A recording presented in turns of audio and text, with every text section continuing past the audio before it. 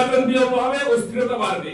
এই তসবি চালু করে যারা চালু করছেন বা যারা এখানে খুব আওয়াজ উঠাচ্ছেন, ওনারা তো জানেন যে কোন কোন দেশের মধ্যে ক্রিয়ার বাস্তবায়ন হবে, তার হাল কি, সরকারের নাজুক পরিস্থিতি, দেশ বারবার দুর্বল হয়ে পড়ে, সরকারের মধ্যে কি ধরনের অস্থিরতা তৈরি হয় সব জানেন।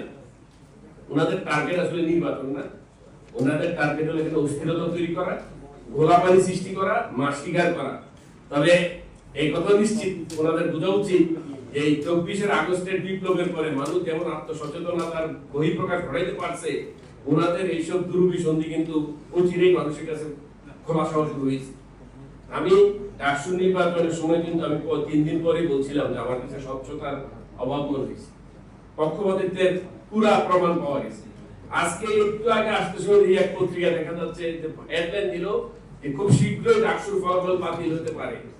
How can this? How can this? আর এই নির্বাচন নিয়ে যেই হইচই একবার বাংলাদেশের সকল কিছু গ্রাস করে ফেলবে।